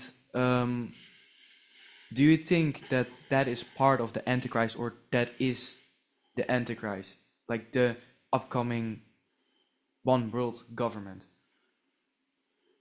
Ya, saudara Kevin ini nggak bisa bahasa Indonesia karena dia orang Belanda, tapi hebat tuh dia bisa ngikuti kalau kita ngomong bahasa Indonesia. Nah, Kevin, many preaching made the church confused. We have to separate with a real line between the word of God and the issues of the world. You have to make separation. Don't be confused about that. Ya. Ulangi Bi, bahasa Indonesia itu penting, Bi. Jadi saudara, khotbah-khotbah akhir zaman itu membuat orang jadi pusing, jadi bingung. Nah, kita harus membedakan loh. Pengetahuan ini bertambah luar biasa. Bedakan dengan yang tertulis di Alkitab supaya nggak rancu. Kevin ini umur 17 tahun, saya juga kaget. Ternyata dia cukup banyak baca. Ya, I'm proud of you, Kevin. Only 17, but you know many things. That's how I came to Christ. I saw the whole world was being a bad place, and Hallelujah. and I saw that the world was a lot of devils and Illuminati and all the Freemasonry. Because of that, the teaching of Jesus, the Lord's Prayer, of course. Your kingdom come, your will be done, so the world will be as a heaven. Yeah. Ya, ini anak ini luar biasa. Jadi mulai hari ini pisahkan saudara, pisahkan. Ya, kalau kita baca Daniel 12 ayat 3, dikatakan Daniel meteraikan kitab itu, sembunyikan sampai pada akhir zaman, orang akan menyelidiki dan pengetahuan akan bertambah. Amin. Ya, kita harus bersyukur pengetahuan ini. Jadi tolong makin banyak saudara baca, jangan dicampur-campur, tuh bingung nanti. Pisahkan. Oke, lanjut. Betul. Ibu Dunanti silakan. Wah, ini tambah seru ini. Ya, selamat malam. Jam berapa ini ntar nggak kelar kita nih. Tambah banyak yang nanya. Bu Dunanti silakan. Karena jam 6 kita harus selesai ya. 20 menit lagi ya, Pia. Oke, Bu Dunanti lanjut. Ya, shalom Papi Daniel, Pak Paul. Ya, shalom. Ini kembali ke Matius 24. Ada yang dibawa, ada yang ditinggal. Dan Pak Daniel, Papi bilang lebih baik kita yang ditinggal, yang ikut berperang. Nah, sementara kita selama ini berpikir ya maunya kita yang dibawa, segitu kan? Karena karena Papa yang menakuti tadi. Terus? Jadi, iya. Jadi yang dibawa itu dibawa kemana? Jadi kita yang ditinggal ini yang terus harus tetap berjuang gitu ya, Papi, melawan si antikris ini. Gak usah dilawan, biarin usah kalah kok dilawan, gak usah. Pokoknya tadi ya, Matius 24 ayat 37. Seperti halnya pada zaman Nuh, kita nggak boleh keluar dari konteks ayat itu. Nah di zaman Nuh itu, yang ditinggal itu yang selamat, Nuh sekeluarga. Yang diangkat itu yang hilang, mati, itu aja. Jadi dia lenyap lah ya, Pak. Iya. Pak ya. Nah sekarang yang sangkakala itu maksudnya bagaimana? Apa bunyi? Kan ada 7 sangkakala. Itu ya, berita. Bagaimana? Nah itu tadi. Jadi sangkakala itu bukan tiba-tiba ada malaikat di pojok langit sana. Oh, itu bukan. Sangkakala itu berisi berita dan itulah firman Tuhan. Beritanya sekarang ini kami berdua sedang meniup sangkakala untuk menyadarkan kita yang salah. Itu. Jadi kalau dalam bahasa sekarang itu whistleblower itu loh. Ya, kalau orang-orang ini, oh ini penandanya nih siapa yang ngasih peringatan nih. gitu ya. Nah, kita ini pembawa peringatan. Nah, nanti ada pembawa peringatan yang terakhir. Apakah 1, 2, 3, 4, 5, 6, 7 itu angka? Belum tentu, karena kata 7 kan berarti kan sudah pemberitaan yang paling terakhir. Namanya 7, akhir yang paling akhir. Makanya kata angkanya 7. Jadi itu ada sebuah majas, metafora. Kalau mau diartikan 1, 2, 3, 4, 5 bisa, tapi pokoknya paling terakhir. Intinya kan paling terakhir kan. Kita tahunya itu yang terakhir? Kita tahu nanti. Ya, pasti akan tahu. Kita kan tahu, kan Tuhan bilang, tanda langit kamu bisa tahu, tanda zaman kenapa kamu nggak bisa tahu? Harusnya kamu tahu, kata Tuhan Yesus kan. Oke. Jadi kita pasti akan tahu. Kalau ketika saat itu tiba, kita tahu nanti. Ya, Tapi yang penting apa? Kita tadi tekun, berjaga-jaga. Jaga-jaga. Yang menikah tetap menikah, yang kerja di toko tetap di toko, yang tadi kan satu di ladang, satu yang ya kan pada kawin mengawinkan, semua tetap lakukan. Jadi jangan terus kayak dulu kayak kakak saya ya pergi ke ikut sama Pak Sitompul dulu itu ya.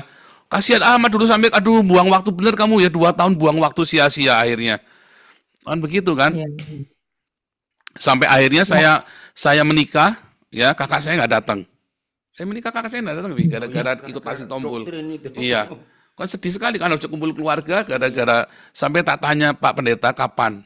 Nggak mau jawab, Pipi. Saya sampai jengkel sekali waktu itu. Gitu ya, jadi jangan terframing dengan pengajaran-pengajaran. Pokoknya saudara nanti tahu semua kapan itu tiba saatnya kita tahu. Yang penting sekarang tadi ya di awal tadi udah dikasih tahu. Bertekun, jangan sampai lalai, jangan sampai lengah. Lakukan tugas kita tiap hari bekerja, ya yang bekerja ya bekerja, yang sebagai kepala rumah tangga, ibu rumah tangga, wanita karir, ya orang-orang yang bekerja, lakukan dengan sungguh-sungguh dengan benar di dalam Tuhan, dalam kekudusan, dalam cinta kasih. Pokoknya terus lakukan ya dengan normal, tapi dengan penuh cinta, semakin tambah cinta. Kita lakukan pekerjaan kita diakonia, marturia, memberitakan Injil dan juga. Tapi tidak perlu Anda jual-jual semuanya dijual, lalu Anda pergi naik gunung, terus diem ya, terus nyanyi rame-rame di gunung untuk melarat semua. Jangan saudara, kasih apalah. Kalau mau gitu kasih saya, ya. Kevin mau tanya lagi, boleh Kevin. Habis Kevin ini ya, Bre lalu Tasya, Anita, yo. Kevin. Terima kasih Pak Daniel, Pak Yosef. Sama-sama. Pak Paul. Ya, udah nanti. Kevin. How can we prepare as an individual for the Antichrist or for the end times? Oke. Revelation 14 verse 12. Ya, karena tadi nggak bahasa Indonesia nggak ngikutin. Jadi Kevin tanya, bagaimana cara persiapan kita? Kembali ke Wahyu 14 ayat 12. Opening 13, 12. Oke, lanjut. Ya. Bre, sambil nunggu Kevin ya. Bre, silakan. Ya, halo Pak, Bapak-Bapak. Saya mau tanya, saya masih bingung tentang kebangkitan, Pak. Nanti yang sudah meninggal, rohnya akan turun lagi menjemput tubuh yang sudah jadi tubuh kemuliaan, yang bangkit dari kubur, atau tubuhnya bangkit gitu, Pak. Lalu menjemput rohnya. Lalu jika dikremasi akan seperti apa Pak kebangkitan itu? Kita tunggu aja Bre, karena kita belum sampai ke situ. Daripada capek-capek. Mungkin dia maksudnya gini, Bi.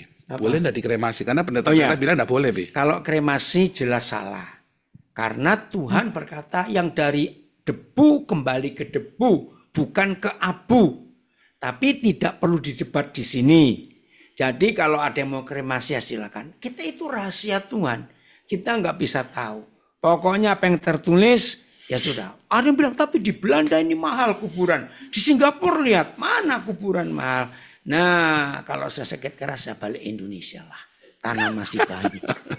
Maaf. Ya. Bre, maaf ya Bre. Itu kan maksudnya pertama itu ya Bre ya. Masalah kremasi ya Bre. Seperti itu Pak. Ya, pokoknya kita tunggulah Bre. Kita nggak tahu. Yang penting itu. Wahyu 14 ayat 12 ya, semua kita lakukan. You understand? Already? Oh yeah. Okay, good. Yeah, about the cremation when we died, should we bury in the grave or cremation with the fire? And some old pastors says it's not allowed to be burned in the fire, but you have to be very natural oxidation. From dust to dust to dust. Not from dust to ash.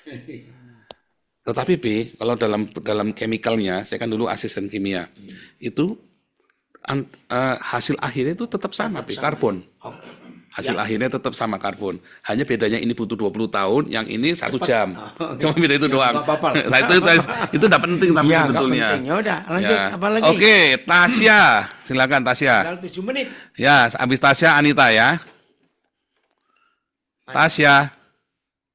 Tasya, mikrofonnya ya. Ya. Salam, Pak Halo. Pastor Pauzal, salam Pastor Daniel dan Langsung aja. Bapak Langsung. semua. Ya. Gini Pak, kalau untuk persoal yang tadi yang sistem barter itu tahun 2019 itu udah ada 5 negara Islam yang mau membuat sistem itu Pak, dirham sama dinar. Itu yang saya baca mereka untuk mengantisipasi sanksi dari Eropa sama Amerika. Mm-mm. Jadi tahun 2019 itu mereka kalau yang saya baca ya Malaysia, Turki, Oman, Qatar sama 5 waktu itu Mm-mm. mereka bikin Kayak konsorsium. jadi kayak Konsorsium namanya, iya. Seperti Euro. Ya, kayak Uni Eropa gitu kan.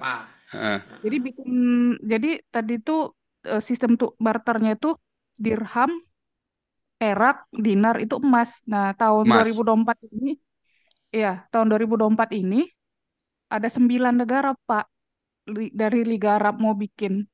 Jadi untuk Nggak mereka nggak apa-apa. biarin. Nggak apa-apa. Jadi kita bisa makan. tadi yang digarisbawahi adalah begini loh saudara ya. Anda jangan dibingungkan dengan fenomenanya saudara. Fenomena itu hanya kita membaca. Yang paling penting itu persiapan kitanya mesti ngapain. Bukan fenomenanya saudara ya.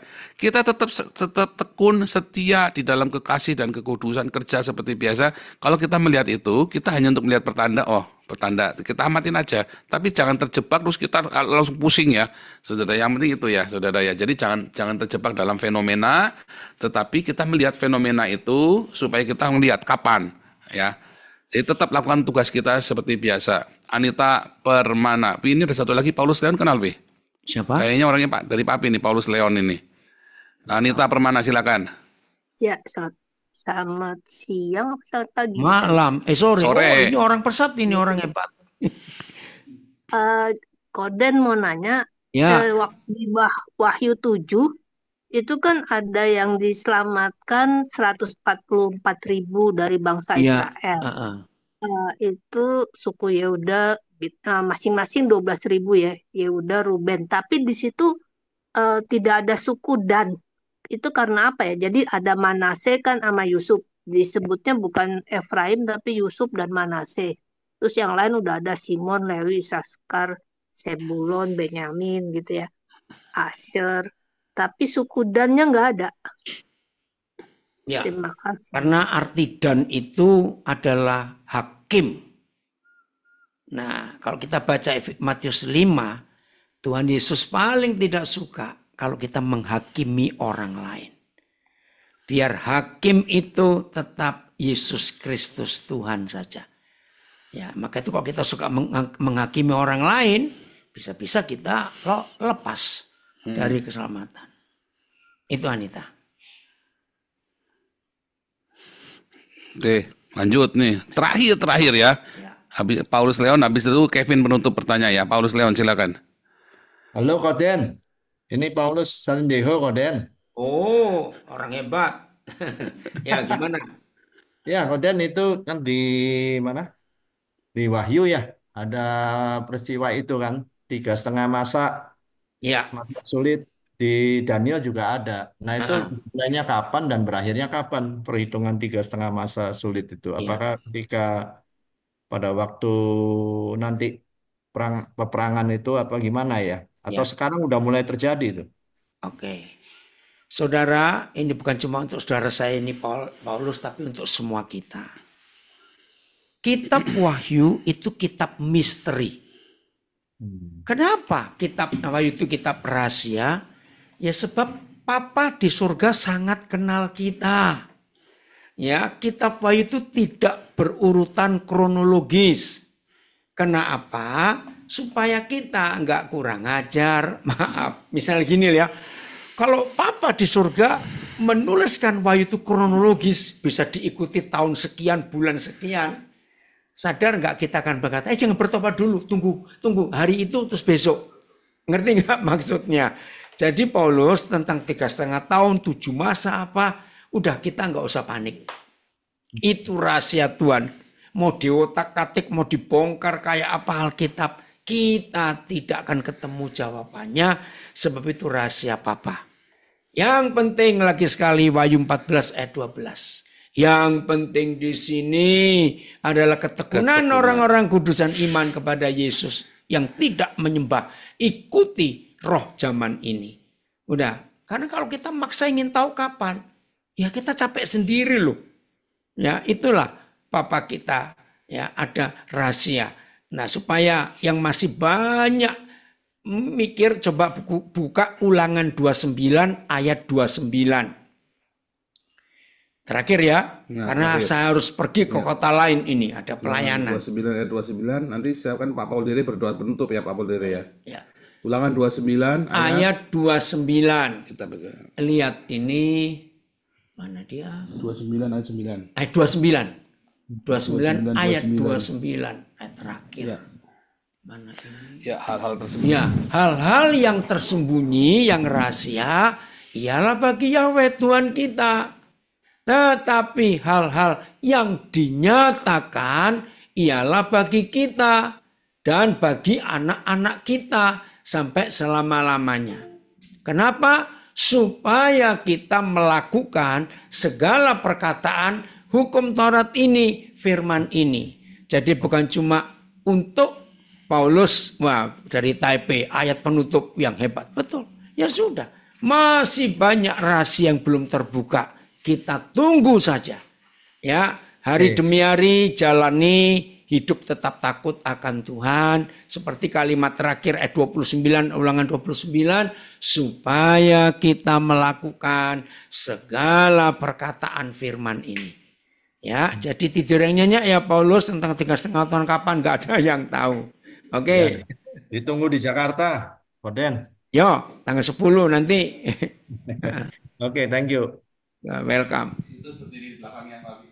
Oh ya, supaya kelihatan.